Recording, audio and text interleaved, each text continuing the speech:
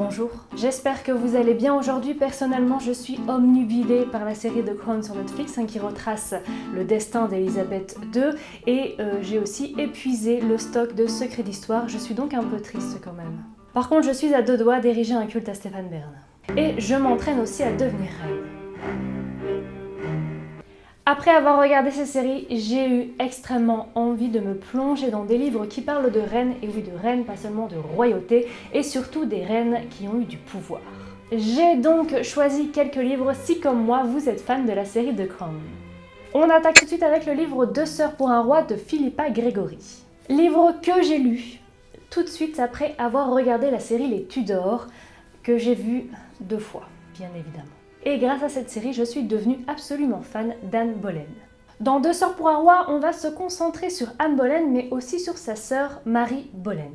Deux sœurs pour un roi, donc, et ce roi, c'est Henri VIII, qui est quand même l'un des rois les plus tarés de l'histoire de l'Angleterre, puisqu'il a eu pas moins de 6 femmes, dont 2 qu'il a décapitées. Enfin, pas lui-même, en tout cas, il les a fait décapiter.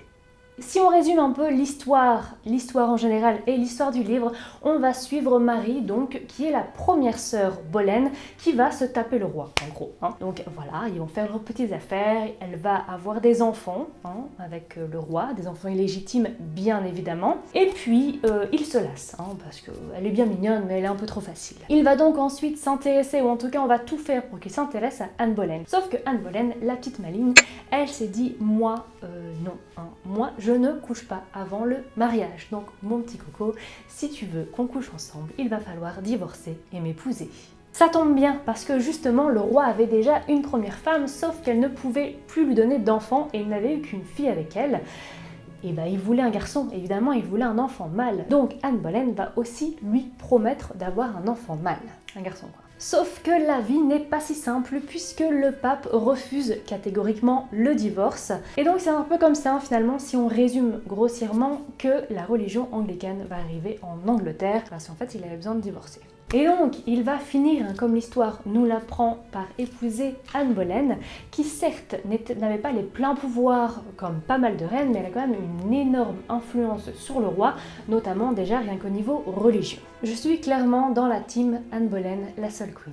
Alors c'est un livre extrêmement romancé, donc c'est pour ça que je l'ai mis en premier, puisque c'est un livre en fait qui va se lire assez facilement. C'est vraiment un roman historique un peu plus léger. Par contre, je n'ai pas du tout aimé la fin, puisqu'elle émet des suppositions qui étaient plutôt des légendes, on va dire, concernant la vie d'Anne Boleyn, enfin que je considère comme des légendes, et que beaucoup d'historiens considèrent comme des légendes, comme des faits. Et j'aime pas du tout la direction qu'elle a donnée à Anne Boleyn à la fin de sa vie. Voilà, j'étais très chafouin quand j'ai fini le livre, à tel point que j'ai failli le jeter. Et du coup, je n'ai pas regardé le film qui est tiré de ce livre, puisque franchement la fin, je ne peux pas. Ça m'a énervée, je ne peux pas. Alors, je peux pas vous en dire plus bien évidemment, puisque c'est la fin du livre, mais c'est non. Je dis non. Livre suivant, c'est La Révolte de Claire Dupont-Moreau. Dans ce livre, l'autrice s'intéresse à Aliénor d'Aquitaine. On est totalement dans une autre période historique, on est plus dans le milieu du XIIe siècle. Si on résume un peu l'histoire d'Aliénor d'Aquitaine de façon très grossière, Aliénor d'Aquitaine est déjà de naissance duchesse d'Aquitaine. Elle est quand même plutôt pas mal lotie. Mais en plus, ensuite, elle va être 2 fois reine. Première fois reine de France et deuxième fois reine d'Angleterre. Et ensuite, elle va faire la guerre à son deuxième mari, donc qui était le roi d'Angleterre. Elle a un bon petit palmarès. Ici, c'est son fils Richard, Cœur de Lion, qui va nous raconter l'histoire de sa mère. Ce qui caractérise aussi ce livre, c'est l'écriture, puisque c'est une écriture assez poétique. Donc ne vous attendez pas à un roman historique très détaillé, très documenté, puisque ici on est plus dans l'interprétation poétique et surtout c'est vu par donc le fils d'Aliénor d'Aquitaine qui était totalement fan de sa mère.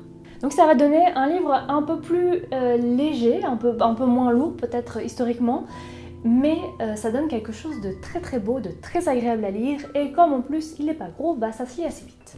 Et cerise sur le gâteau, on apprend quand même pas mal de choses sur Aliénor d'Aquitaine. D'ailleurs, si un jour j'ai une fille, j'aimerais vraiment l'appeler Aliénor.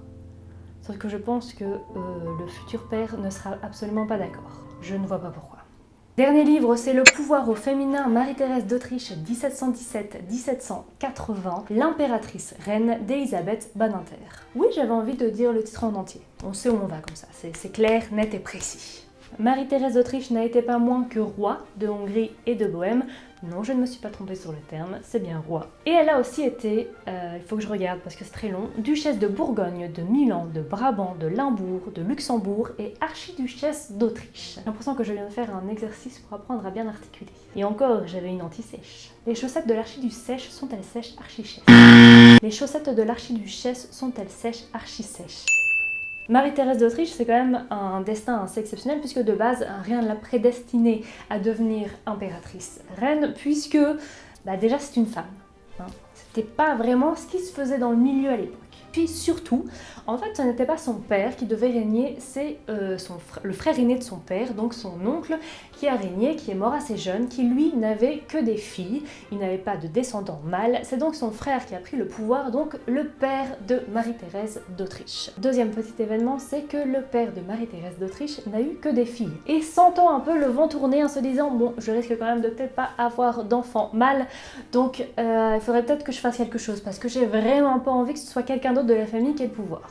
Il a donc fait voter la pragmatique sanction qui, entre autres, décerne le pouvoir à sa fille aînée s'il n'a pas de descendant mâle. Alors clairement, il l'a fait à contre-cœur, il n'avait vraiment pas le choix, mais il s'est dit peut-être que je vais quand même avoir un enfant garçon. Hein. Et donc, Marie-Thérèse d'Autriche est devenue ce qu'elle est devenue. C'est-à-dire une femme extrêmement puissante avec beaucoup de pouvoir, qui a eu beaucoup d'enfants, dont d'ailleurs Marie-Antoinette.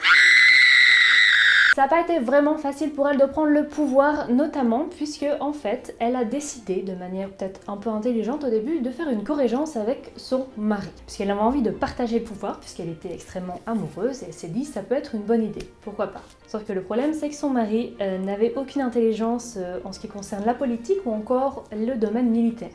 Ça posait quelques problèmes en effet. Ici donc, Elisabeth Badinter va vraiment nous relater la biographie de Marie-Thérèse d'Autriche de façon extrêmement documentée, de façon analysée, avec toujours en trame de fond, évidemment, ce truc un peu du pouvoir féminin, qui est quand même le titre du livre. Donc ici, on est clairement dans une biographie analytique qui défonce sa race. Je pense qu'il faut le dire, clairement. Donc, ne vous attendez pas à une biographie romancée, puisque ce n'est pas le cas. On peut se dire du coup que la lecture va être un peu moins fluide, mais pas du tout, parce que c'est vraiment très bien fait. Je suis totalement conquise. Cette vidéo est maintenant terminée, j'espère qu'elle vous aura plu. Si c'est le cas, n'hésitez pas à la liker, n'hésitez pas à me dire en commentaire si vous aimez ce genre de livre et si vous avez des références peut-être à me donner, parce que j'avoue que je suis quand même assez fan de ce genre de livre. Stéphane Bern sort de ce corps. Je vous souhaite une excellente semaine et je vous dis à la prochaine. Allez, salut!